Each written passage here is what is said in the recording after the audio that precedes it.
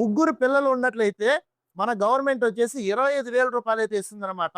ఇది రీసెంట్‌గా మన ఆంధ్రప్రదేశ్ గవర్నమెంట్ అయితే ఈ స్కీమ్‌ను స్టార్ట్ చేసింది. దీన్ని స్టార్ట్ చేయడానికి ప్రధాన ఎయిమ్ వచ్చేసి మన ఆంధ్రప్రదేశ్‌లో ఫెర్టిలిటీ రేట్ అయితే తగ్గిపోవడం అన్నమాట. ఒకప్పుడు మన ఆంధ్రప్రదేశ్‌లో 3.3 ఉన్న ఫెర్టిలిటీ రేట్ ఇప్పుడైతే 1.5 చేరింది. ఇది ఆల్మోస్ట్ హాఫ్ కంటే తక్కువ అన్నమాట. మనం national wide average fertility rate చూసినట్లయితే ఇండియాలో 2.1 ఉందన్నమాట.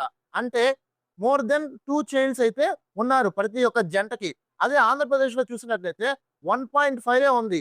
ఇంకా చూసినట్లయితే రీసెంట్ జనరేషన్‌లో ఇప్పుడుండే దంపతులకైతే మోర్ దెన్ 58% దంపతులకి కేవలం ఒకే ఒక చైల్డ్ ఉన్నారనమాట.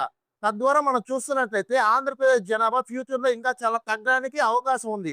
ఈ జనాభాని ఇలాగే మెయింటైన్ చేయాలంటే ఖచ్చితంగా మనం వచ్చేసి ఫెర్టిలిటీ రేటు 2.1 అయితే మెయింటైన్ చేయాలి. సో ఫెర్టిలిటీ రేట్ ఇంక్రీజ్ చేయాలంటే ఇటువంటి స్కీమ్స్ అయితే గవర్నమెంట్ తీసుకొచ్చిందనమాట. దీంట్లో అయితే ఎప్పుడైతే థర్డ్ చైల్డ్ పుడతారో అప్పుడైతే ఆ తల్లిదండ్రులకి 25,000 రూపాయలైతే గవర్నమెంట్ అయితే డిపాజిట్ చేస్తది.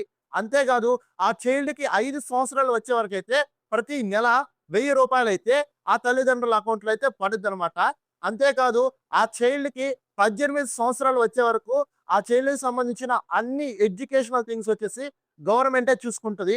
నార్మల్‌గా మనకు తెలుసు కదా! వుమెన్స్‌కొచ్చేసి గవర్నమెంట్ వుమెన్స్‌కి ప్రెగ్నెన్సీతో ఉన్నప్పుడైతే మెటర్నిటీ లీవ్ ఇస్తారు 6 నెలలు. అదే థర్డ్ చైల్డ్ పుడుతున్నప్పుడైతే మన గవర్నమెంట్ ఇప్పుడు చెప్పే దాని ప్రకారం 12 నెలలైతే మెటర్నిటీ లీవ్ ఇస్తదనమాట. సో ఇవన్నీ పెట్టి మన గవర్నమెంట్ మన జనాభాని కొంచెం పుష్ చేయాలి. ఫెర్టిలిటీ రేట్‌ని పుష్ చేయాలని చూస్తుంది. చూద్దాం ఈ స్కీమ్ ఎంతవరకు సక్సెస్ అవుద్దో. ఈ స్కీమ్ మీద మీ అభిప్రాయం ఏంటో కామెంట్ బాక్స్‌లో తెలపండి.